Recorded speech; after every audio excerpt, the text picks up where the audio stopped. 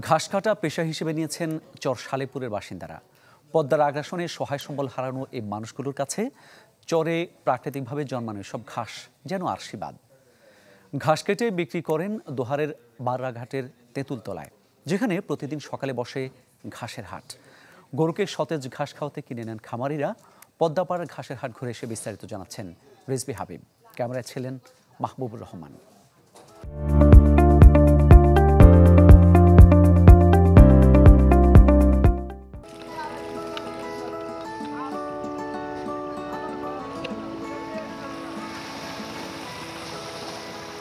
পদ্মার বুক চিরে ভেসে আসছে ঘাস বোঝাই নৌকা, ভিড়ছে তেঁতুলতলার ঘাটে। ঘাসের বোঝা মাথায় নিয়ে এগিয়ে চলছেন বিক্রেতারা। গন্তব্য পদ্মাপাড়ের ঘাসের হাট। নদীর ওপারেই চর সালিপুর, যেখানে প্রাকৃতিকভাবে বেড়ে ওঠে কলমি, দুর্বা, হেলেঞ্চা, কাশফুল, মালঞ্চ আর কেল্লা সহ নানান জাতের এসব ঘাস। চরের বাসিন্দারা ঘাসগুলো কেটে এনে বিক্রি করেন ঢাকার দোহারের বাররাঘাটের তেঁতুলতলার এই হাটে।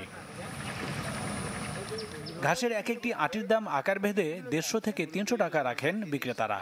বলছেন কোনো পুঁজি ছাড়াই দৈনিক আয় হয় 1000-1200 টাকা।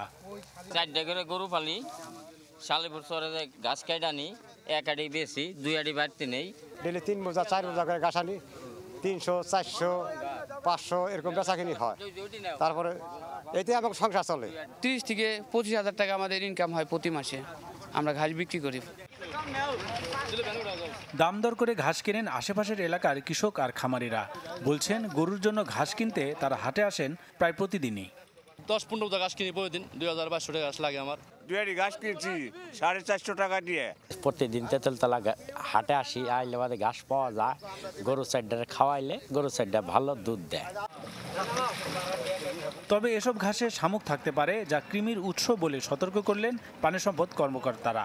তাছাড়া কাঁচা ঘাসের নাইট্রোজেন গরুর মৃত্যুর কারণ, তাই পরামর্শ দিলেন খাওয়ানোর আগে ঘাস শুকিয়ে নেয়ার। যেহেতু নদীর পাড়ের ঘাস, এখানে শামুকের একটা বিষয় থাকে। শামুক হচ্ছে কৃমির ডিম বহন করে। তো সরাসরি যদি আমরা ঘাসটাকে খাওয়াই, তাহলে ওই ডিমটা গরুর ঘাসের মাধ্যমে শরীরে চলে যেতে পারে। সবুজ ঘাসে নাইট্রেট পয়জনিং নামে একটা পয়জনিং হয়, যেটা গরুকে খাওয়ানোর পরে গরুর শরীরে অক্সিজেনের পরিমাণ খুব দ্রুত কমিয়ে দেয়। কমিয়ে দেওয়ার পরে এটা 5 থেকে 6 ঘন্টার পরে এটা মারা যেতে পারে। তো সেক্ষেত্রে সতর্কতা অবলম্বন করতে বলি খামারিদের এইটাই, যে ঘাসটা এনে সাথে সাথে না খাওয়ায় মিনিমাম 6 ঘন্টা এটা রোদ্রে শুকাতে হবে। পদ্মাপাড়ের ঘাসের হাট বসে সকাল 8টায়, চলে 11টা পর্যন্ত। 3 ঘন্টায় কমপক্ষে 1 লাখ টাকার বেচাকেনা হয় প্রতিদিন। রিজভী হাবিব, চ্যানেল 24, দোহার, ঢাকা।